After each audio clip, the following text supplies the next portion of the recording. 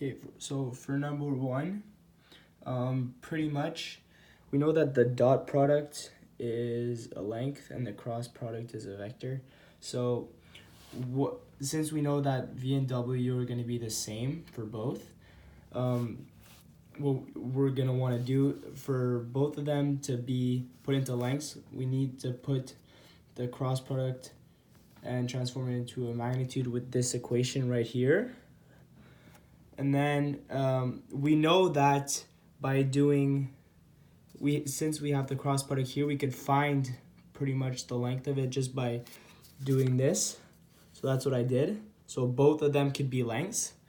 Then what I did to give an answer is 1 over the other. So pretty much the length of the cross product plus the dot on the dot product equals square root of 3 on 2.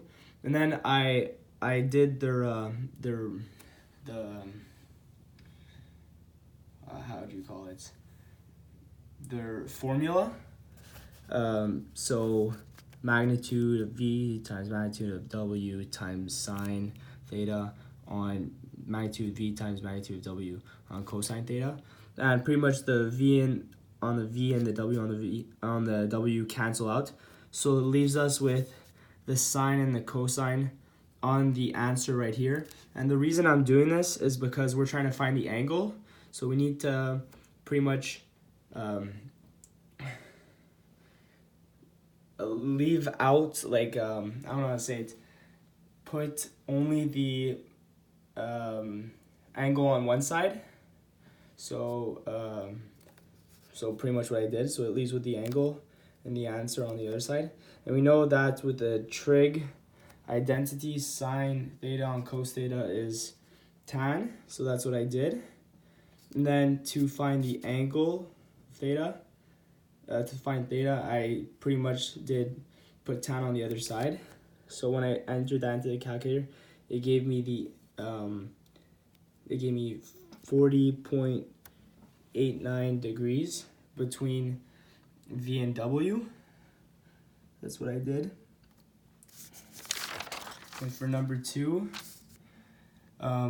if we know that, if we want to find an equation for a set of all points that are the same distance from A to B, so pretty much whether it's AP to BP or BP to AB, it should always be the same thing because the distance between is always going to be the same.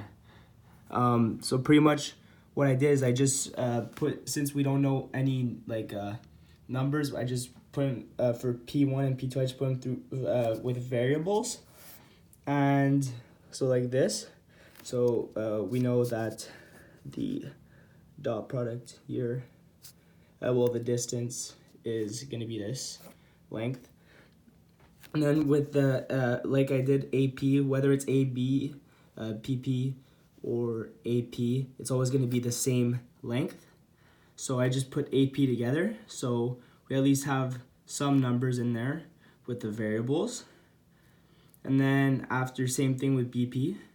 So to take out the square roots, well, pretty much I just did exposandeur, and it gave me, it pretty much gave me this. Then what I had to do was put everything on one side to have the normal equation, and you cancel out the x2 and all that, and it leaves us with the equation to find all the points, equidistance, which is this.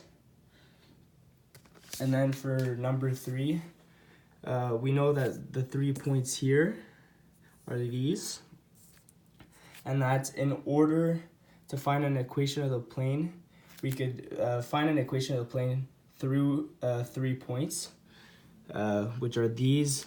So pretty much what I did is I did the cross product of AB and AC. Then you have the IJK, this. Then when you do the cross product, it should give you the normal of the vector.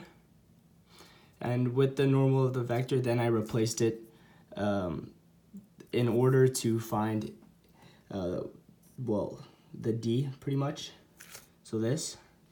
And then after that, we know that if we want to find the distance between two parallel planes, because we know that it's if the first plane that we found goes through all the points, well, if we want to find the tangent to the sides of the balloons, well, it's going to be parallel either way to the plane that's going through the points.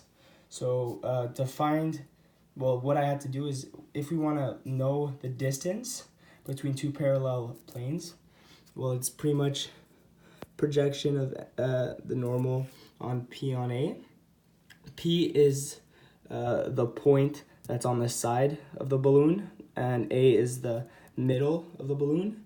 So the distance, which we know is 1 because the radius is 1, is equal to PA times the normal, the absolute value of the dot product, on the magnitude length. So pretty much when I did that, I put it on one side, right? So it leaves us just with our Arne Canu and the normal. And we know that if you look at here, if I put for the P, X, Y, Z, so we know that here the distance is X minus 1, Y minus 2, and, well, Z minus 0.